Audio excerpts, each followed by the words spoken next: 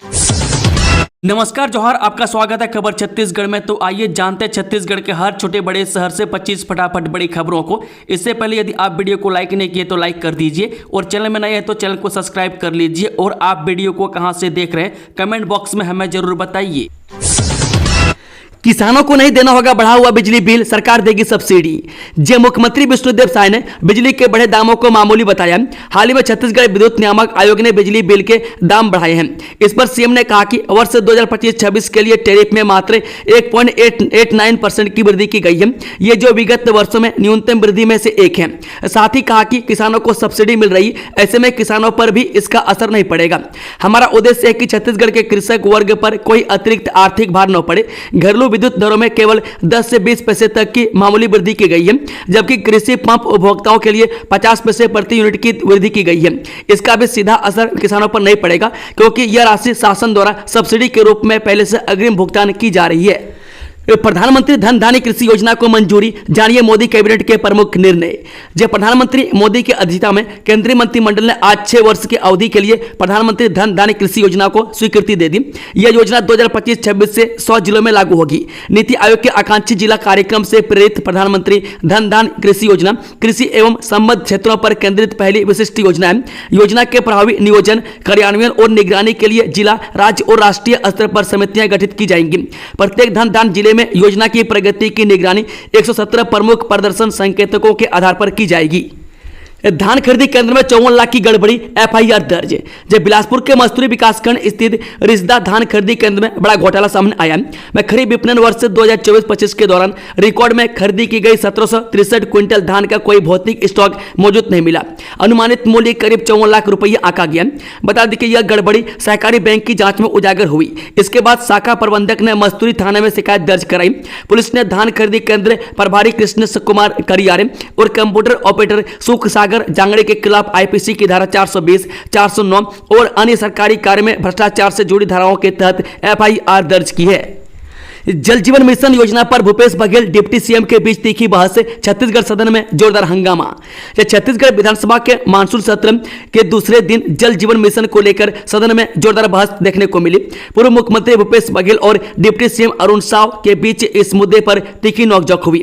बता दें कि पूर्व मुख्यमंत्री भूपेश बघेल ने सरकार पर सवाल उठाते हुए कहा, हमारी कांग्रेस सरकार ने जल जीवन मिशन में 5000 करोड़ रुपए खर्च किए थे, लेकिन बीजेपी की ट्रिपल इंजन सरकार सिर्फ 3000 करोड़ ही खर्च कर पाई है।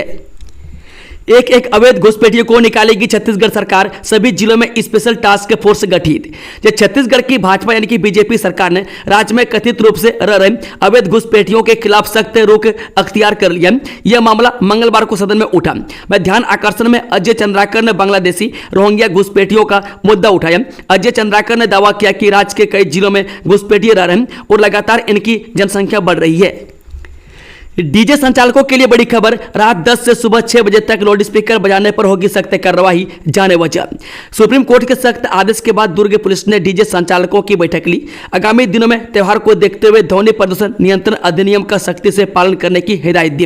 इस पर बैठक में उपस्थित 100 से अधिक डीजे संचालकों ने अपनी सहमति जताई है। निर्णय हुआ कि रात 10 से सुबह 6 बजे तक डीजे नहीं बजाएंगे। इसके अलावा क्षेत्रीय ध्वनि मानक से अधिकतम 10 डेसिबल या 75 डेसिबल के अंदर ही बजाएंगे। बिलासपुर नकल कांड के बाद व्यापम ने बदला नियम, अब मेटल डिटेक्टर से होगी परीक्षार्थियों की जांच, इन चीजों पर बैन। जब बिलासपुर में पीडब्ल्यूडी सब इंजीनियर भर्ती परीक्षा में हिडन कैमरा और माइक्रो स्पीकर से नकल का मामला इन दिनों सुर्खियों में। यह व्यावसायिक परीक्षा मंडल व्यापम की परीक्षा थी, जिसके बाद अब व्यापम ने सख्ती दिखाना शुरू कर दिया है। छत्तीसगढ़ के मौसम पर बड़ा अपडेट, 30 जिलों में बारिश का ऑरेंज अलर्ट जारी। जब बंगाल की खाड़ी में बने सिस्टम के चलते छत्तीसगढ़ के अधिकांश हिस्सों में फिर से बारिश की गतिविधियां तेज हो गई है। रायपुर, दुर्ग, भिलाई, राजनांदगांव सहित कई जिलों में सुबह से हल्की बूंदाबूंदी जारी है। इस बीच मौसम विभाग ने प्रदेश के 30 जिलों के लिए ऑरेंज और येलो अलर्ट जारी किया है। मौसम विभाग ने 17 जुलाई से दक्षिण छत्तीसगढ़ यानी बस्तर संभाग में वर्षा की गतिविधियों में वृद्धि होने की संभावना जताई है। वहीं सरगुजा और बिलासपुर संभाग में भारी बारिश होने की संभावना है। कुछ स्थानों पर गरज चमक के साथ अंधड़ वज्रपात के भी आसार बने हुए। विभाग ने यह अलर्ट 3 घंटों के लिए जारी किया है। जिले के युवाओं के लिए सुनहरा मौका, भारतीय वायुसेना अग्निवीर भर्ती के लिए 31 जुलाई तक करें आवेदन। जो युवाओं के लिए देश सेवा का सुनहरा मौका फिर से आया। भारतीय वायुसेना ने अग्निवीर भर्ती 2025 के लिए ऑनलाइन आवेदन प्रक्रिया शुरू कर दी है।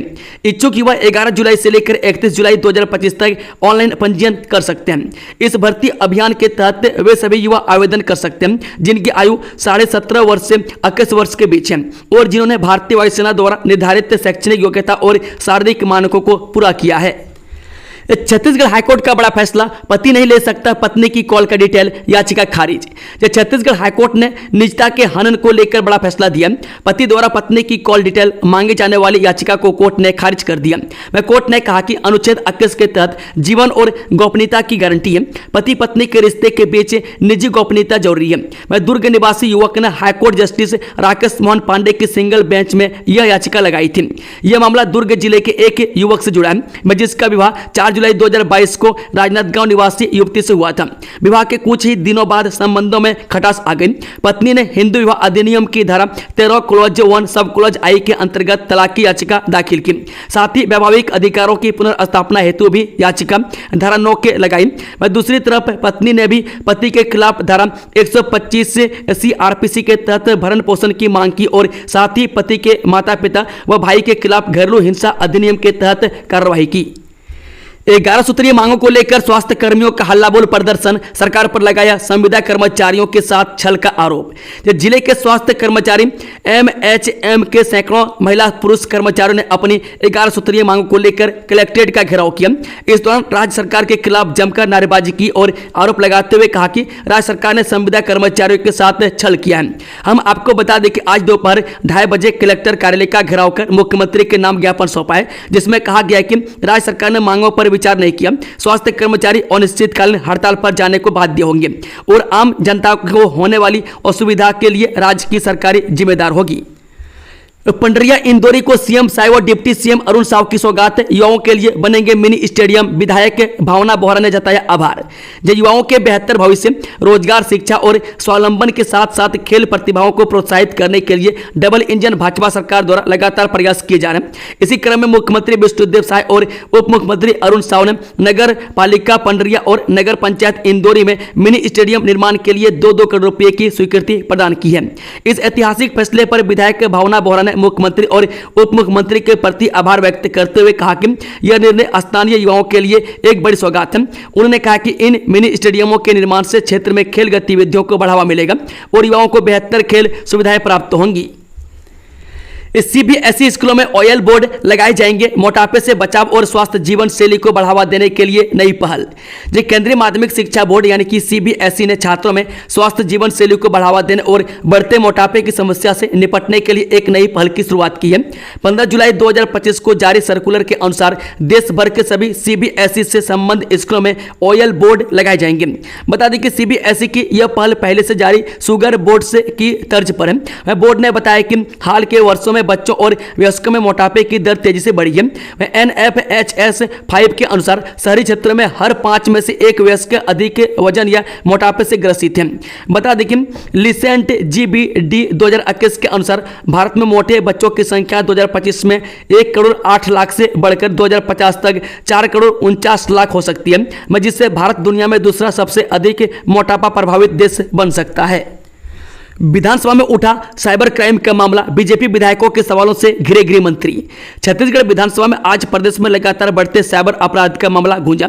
इस पर भाजपा विधायकों ने ही गृह मंत्री पर सवालों की झड़ी लगा दी। वह जवाब में गृह मंत्री ने साइबर अपराध रोकने सरकार की ओर से किए जा रहे प्रयासों की जानकारी सदन में दी। प्रश्नकाल में भाजपा सदस्य सुनील सोनी ने कहा कि प्रदेश में सैकड़ों करोड़ों की साइबर ठगी हुई है। वह इसके शिकार कई लोगों ने आत्महत्या भी कर ली है। इसके बाद भी आज तक के यहाँ एक भी साइबर विशेषज्ञ की नियुक्ति क्यों नहीं हो पाई है? बता दें कि आज तक कितने की ठगी हुई है और कितने की रिकवरी हो पाई है। चर्चा में भाग लेते हुए भाजपा सदस्य राजेश मुन्नत ने इस विभाग में वरिष्ठ IPS की नियुक्ति करने की मांग की। राहुल गांधी और खड़गे ने पीएम मोदी को लिखा पत्र, जम्मू कश्मीर को पूर्ण राज्य का दर्जा देने का किया आग्रह। जम्मू कश्मीर को पूर्ण राज्य का दर्जा बहाल करने की मांग को लेकर विपक्ष ने केंद्र सरकार पर दबाव बढ़ा दिया। राज्यसभा में नेता प्रतिपक्ष मल्लिकार्जुन खड़गे और लोकसभा में नेता प्रतिपक्ष राहुल गांधी ने प्रधानमंत्री को संयुक्त रूप से पत्र लिखकर आगामी मानसून सत्र में इस संबंध में विधेयक लाने की अपील की है। पत्र में कहा गया है कि बीते 5 वर्षों से जम्मू कश्मीर की जनता लगातार राज्य का दर्जा बहाल करने की मांग कर रही है, जो न केवल वैध है बल्कि उनके संवैधानिक और लोकतांत्रिक अधिकारों से भी जुड़ी हुई है। नेताओं ने लिखा है कि यह भारत के इतिहास में पहली बार है जब एक पूर्ण राज्य को विभाजन के बाद केंद्र शासित प्रदेश में बदला गया है। पीएम आवास में गड़बड़ी से सदन गरमाया, विपक्ष ने लगाया अवैध वसूली का आरोप, उप मुख्यमंत्री ने कार्रवाई का दिलाया भरोसा। यह छत्तीसगढ़ विधानसभा में आज प्रधानमंत्री आवास का मामला उठा। विपक्ष ने इसके आवंटन में अवैध वसूली का आरोप लगाते हुए दोषियों पर कार्रवाई की मांग की। विभागीय मंत्री विजय शर्मा ने इस योजना में किसी प्रकार से वसूली की संभावना से इनकार करते हुए ऐसी कोई शिकायत मिलने पर संबंधित अधिकारी या कर्मचारी पर कार्रवाई का भरोसा सदन को दिलाया है। इस चिंगरा पागरा वाटरफॉल में सैलानियों की एंट्री बंद, आखिर क्या है वजह, प्रशासन पूरी तरह सतर्क, क्यों लगा अचानक प्रतिबंध।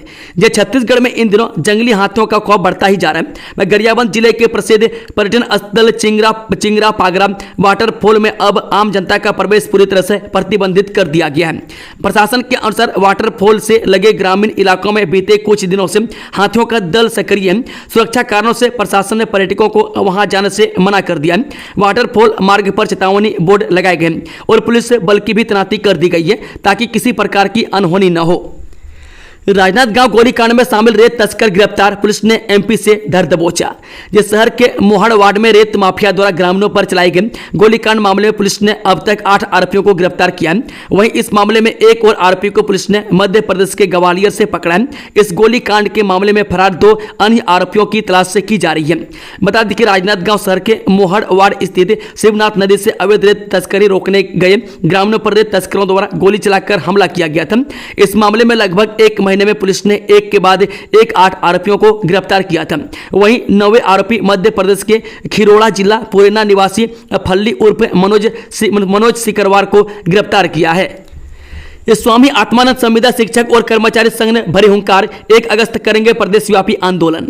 ये स्वामी आत्मानंद संविदा शिक्षक एवं कर्मचारी संघ छत्तीसगढ़ ने दुर्ग में आयोजित संभाग स्तरीय विशाल बैठक में संविदा शिक्षकों के नियमितीकरण की मांग को लेकर एक निर्णायक संघर्ष का बिगुल फूंक दिया। प्रदेश अध्यक्ष दुर्योधन यादव के ओजस्वी नेतृत्व में संपन्न हुई इस बैठक में दुर्ग, बेमेतरा, खैरागढ़ सहित विभिन्न जिलों से आए 200 से अधिक संविदा शिक्षकों एवं कर्मचारियों ने अपनी एकजुटता का परिचय दिया। प्रधानमंत्री राष्ट्रीय बाल पुरस्कार 2025 के लिए आवेदन शुरू, यह है आखिरी तारीख। यह प्रधानमंत्री राष्ट्रीय बाल पुरस्कार 2025 के लिए नामांकन प्रक्रिया शुरू हो गई है। आवेदन करने की अंतिम तिथि 31 जुलाई 2025 है। इस पुरस्कार के लिए 5 से 18 वर्ष के बच्चे आवेदन कर सकते हैं। यह पुरस्कार बच्चों को उनके शिक्षा, कला, संस्कृति, समाज सेवा और नवाचार के क्षेत्र में अद्वितीय उपलब्धियों के लिए दिया जाता है। ग्राम बोरदा में लगा धरती आबा जन भागीदारी शिविर, ग्रामीणों को मिला योजनाओं का लाभ।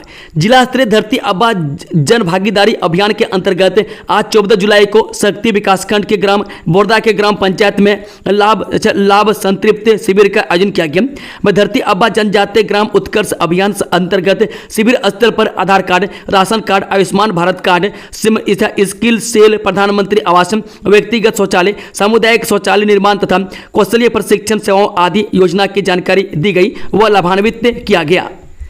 निर्दयी पुलिस से दिव्यांगों को घसीट कर ले गई, महिलाओं के साथ की बदसलूकी, सदन में गूंजा कार्रवाई के मुद्दा, वीडियो देखें।